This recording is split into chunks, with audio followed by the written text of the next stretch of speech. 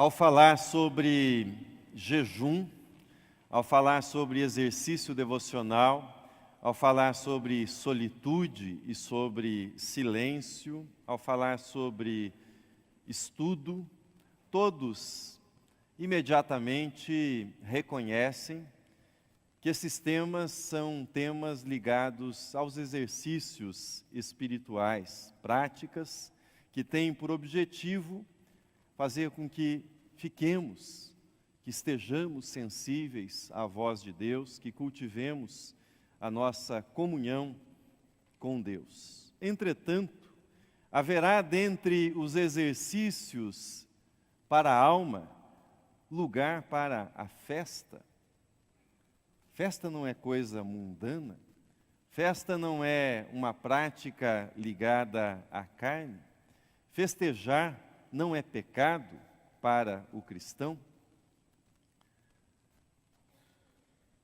O ato de festejar é um exercício fundamental para a alma, para o desenvolvimento da alma, para o crescimento espiritual. Mas permitam-me utilizar um termo que pertence a uma categoria mais ampla, um termo que abrange, que compreende a festa, mas que de algum modo transcende o próprio conceito de festa e o conceito de festividade. Trata-se da celebração.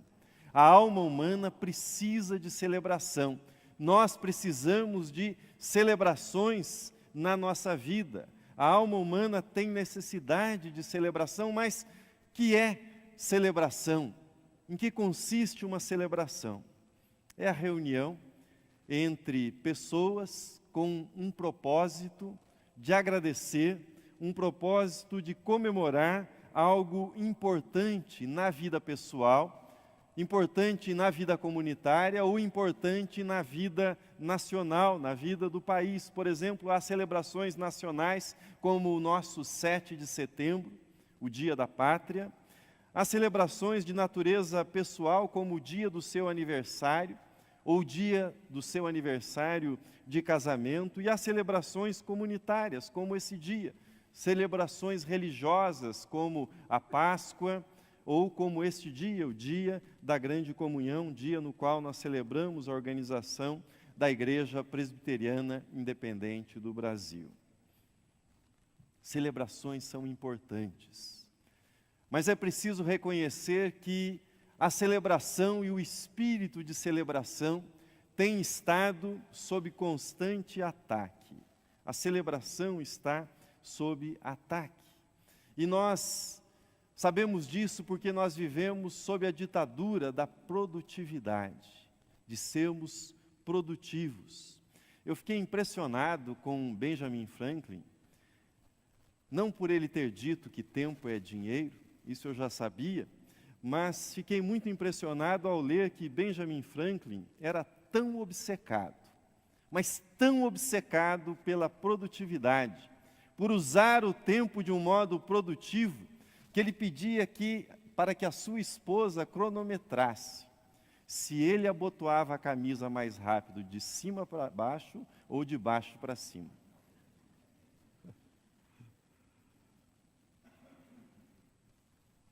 O ser humano não vive só de trabalho, o ser humano não vive só para produzir. O ser humano vive também de celebração.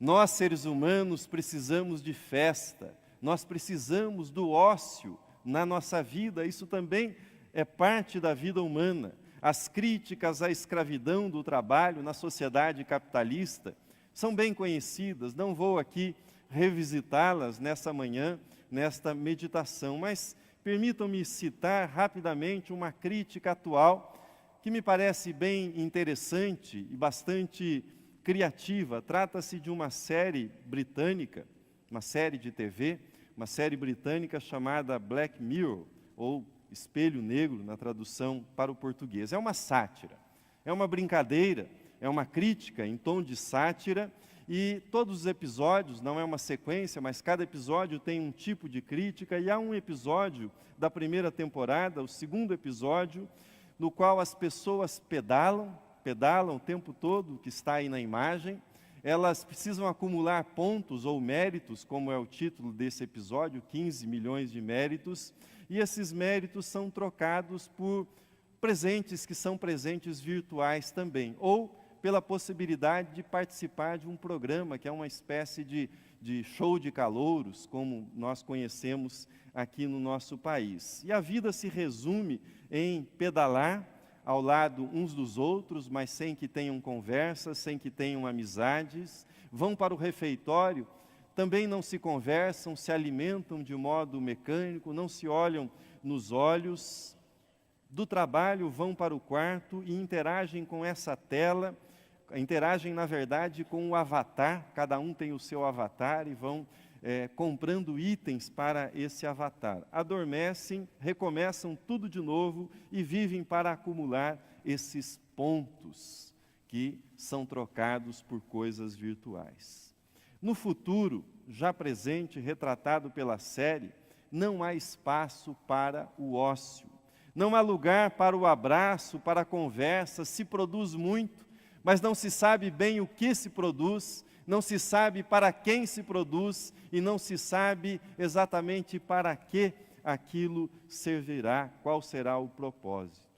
Na série mostra-se uma sociedade de alta tecnologia, mas de baixíssimo contato humano, quase zero felicidade. Certamente não é o futuro que nenhum de nós quer.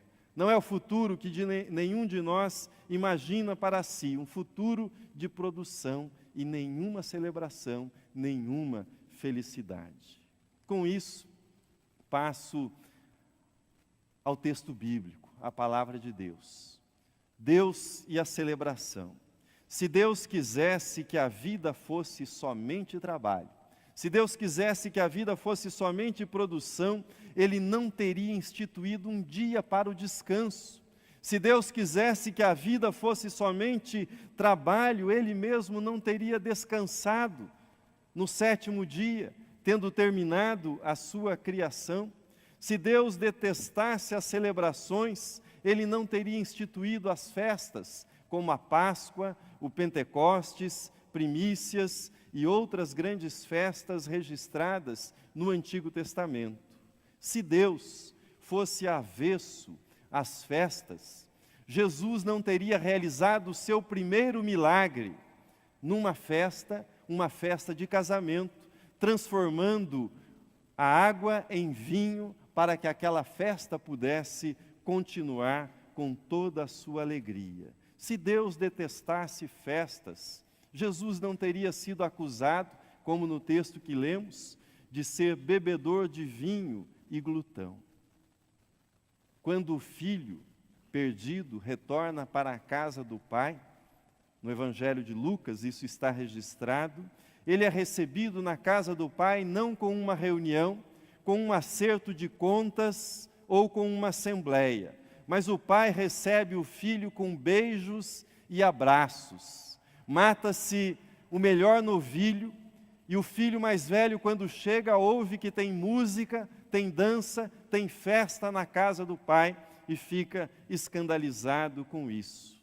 O céu é um lugar de alegria, o céu é um lugar de festa. Uma das grandes imagens do céu na Bíblia é a imagem do banquete, da festa, da alegria. Paul Stevens, teólogo, ele observa que nós pensamos que somos nós que guardamos o dia de descanso. Para os judeus, o sábado, na Velha Aliança, no Antigo Testamento, para nós cristãos, no Novo Testamento, o domingo, segundo a Nova Aliança.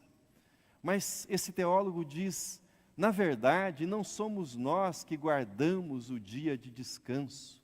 É o dia de descanso que guarda a nossa alma. É o domingo que guarda a nossa alma, guarda a alma da escravidão do trabalho, da vaidade, da autossuficiência, do orgulho, da produtividade, mas guarda-nos do esgotamento das nossas energias, das nossas forças, guarda-nos de nos tornarmos máquinas que pedalam o dia todo, mas não sabem para que vivem e perdem o gosto pela própria vida. Veja comigo, na projeção, o que o teólogo Moltmann escreveu a respeito da existência e a respeito do descanso. Diz ele, o texto está na projeção: a existência antecede a atividade, portanto, a atividade termina em simplesmente estar presente. As celebrações levam a uma intensificada capacidade de perceber o encanto de tudo: alimentos, vestuário, corpo, a alma, porque a própria existência é gloriosa. A própria existência, o fato de existir, deve ser celebrado por si só. Como nós podemos exercitar a alma na celebração? Quais são os benefícios de uma vida cheia de celebração? São muitos, mas eu listo apenas alguns a título de ilustração. Primeiro, comunhão. Como os rios correm para o mar, a nossa alegria caminha na direção de outras pessoas, corre na direção das outras pessoas. A alegria é para ser compartilhada, é para ser dividida com aqueles que estão ao nosso redor. A alegria precisa do contato humano, precisa da comunhão com outros seres humanos. Um amigo meu contou-me que, quando recebeu a notícia que ele havia sido agraciado com uma bolsa de estudos no exterior, ele estava dirigindo por uma das nossas estradas aqui no país. E ele ficou, obviamente, muito feliz, havia trabalhado para obter essa bolsa, e quando recebeu a notícia ficou muito feliz. Parou no pedágio. O atendente percebeu que ele estava muito feliz e fez um comentário. E ele contou para o atendente, na cabine do pedágio, a razão da sua felicidade. O atendente saiu da cabine, ele parou o carro, saiu do carro, se abraçaram ali na praça do pedágio. Fiquei pensando se ele tivesse o sem parar. Fiquei pensando também na fila, não é, que deve ter formado. Mas isso dá uma ideia. A alma precisa de comunhão. Quando você fica feliz, quando você fica alegre, você quer um abraço. Você quer um abraço, você quer outra alma. A alma precisa de um dia para se assentar e simplesmente conversar, bater papo sem tópicos pré-estabelecidos, sem agenda, sem que no final seja redigida uma ata com resoluções. Fomos feitos para compartilhar o que está no nosso coração com outros corações, e isto vem do fato de termos sido criados à imagem e semelhança de um Deus trino. Ou seja, um Deus que não é um monarca solitário, mas um Deus que é uma comunhão de pessoas, Pai, Filho e Espírito Santo. Nós fomos feitos para a comunhão uns com os outros. Segundo, gratidão. Gratidão é uma das razões das celebrações. Quem celebra, agradece a Deus pela vida, pelas bênçãos. Quem celebra, agradece aos familiares e amigos a amizade, o companheirismo. A riqueza de uma celebração não se mede pela quantidade de comida ou bebida, pelo luxo ou pela simplicidade, mas pelo espírito de gratidão, pelo espírito de amor daquele que celebra. Veja o que diz o texto de Provérbios, capítulo 15. Assim diz: melhor é um prato de hortaliças onde há amor do que o boi cevado e com ele o ódio. Henry Nouwen costumava dizer que celebrar um aniversário significa dizer a alguém: obrigado por você existir. Obrigado por você existir. Celebrar um nascimento é exaltar a vida e ter prazer nela. No nascimento, nós não dizemos obrigado pelo que você fez, obrigado pelas suas conquistas, obrigado pelas suas realizações, não. Nós dizemos obrigado por ter nascido, obrigado por estar aqui, obrigado por pertencer à minha vida, é isso que nós dizemos. Quando alguém nasce, quando chega uma criança na nossa família. Não nos queixamos do que aconteceu, não especulamos sobre o que acontecerá, mas nós dizemos para o aniversariante: nós amamos você. Nós amamos você. Terceiro, satisfação.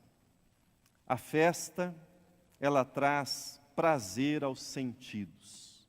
Nós celebramos na festa a beleza da criação de Deus. Deus nos fez com capacidade para perceber as cores, alguns percebem mais, outros menos, não é? Os sons, os sabores. Por isso a festa precisa de música, a festa precisa de comida, precisa de bebida. Deus é o criador de todos esses prazeres. C.S. Lewis fez a arguta observação na sua ficção intitulada Cartas de um Diabo ao seu jovem aprendiz. Nela há uma cena na qual o diabo lamenta e protesta dizendo que o prazer é uma invenção de Deus. E que ele, diabo, com seus demônios, com todas as pesquisas que haviam sido realizadas no inferno, até então não haviam conseguido inventar um prazer sequer. O prazer é uma criação divina, uma criação de Deus. O diabo, ele é especialista em vícios. O diabo é especialista em escravidões. Vícios nunca satisfazem, mas geram insatisfação, geram destruição, geram morte. A melhor forma de combater os vícios é aprender a celebrar os prazeres dados por Deus. Se você ainda tem dúvidas sobre isso, veja o que escreveu o autor do Eclesiastes, capítulo 2, o texto está na projeção, diz assim: nada há melhor para o homem do que comer, beber e fazer que a sua alma goze o bem do seu trabalho. No entanto, vi também que isto vem da mão de Deus, pois separado deste, quem pode comer ou quem pode alegrar-se? Termino. Perguntava-se Jesus no texto que nós lemos: a quem hei de comparar esta geração? Era uma geração que não entendia o jejum, não entendia as celebrações, olhavam para João Batista que jejuavam e diziam: ele está possuído por demônio. Olhavam para Jesus que comia e bebia ao lado dos pecadores e diziam: esse é um bebedor de vinho, esse é um comilão. Diante disso, Jesus se perguntava: a quem hei de comparar esta geração? Se Deus não estiver no centro da sua vida, as demais coisas estarão fora do lugar. A nossa geração, a geração do nosso tempo, conhece as dietas com finalidade estética, mas desconhece o jejum, que é a comunhão com Deus. A geração do século 21 está esgotada pelo trabalho, exausta pelo trabalho, mas não conhecem a celebração do dia de descanso. A geração do século 21 conhece um lazer, um tipo de diversão que cansa, que exaure, mas não conhece a celebração que renova a alegria e o gosto pela própria vida. Talvez você diga: eu reconheço que eu não tenho lidado bem com os alimentos, reconheço que eu não tenho lidado bem com o trabalho, com o descanso, eu me sinto esgotado, exaurido, mas o que eu devo fazer? O que eu devo fazer diante disso? Jesus apresentou-nos um diagnóstico da sua geração no texto que nós lemos no capítulo 11. E no final desse capítulo 11, Jesus fez um convite para a sua geração, um convite para todas as gerações, um convite para você. Veja comigo como Jesus termina o capítulo 11, dirigindo-se àquela geração. Vinde a mim todos os que estáis cansados e sobrecarregados, e eu vos aliviarei. Tomai sobre vós o meu jugo e aprendei de mim, porque sou manso e humilde de coração, e achareis descanso para a vossa alma. Vá até Jesus, confie em Jesus, celebre Jesus, celebre em comunhão com Jesus. Você encontrará descanso para a sua alma. Amém.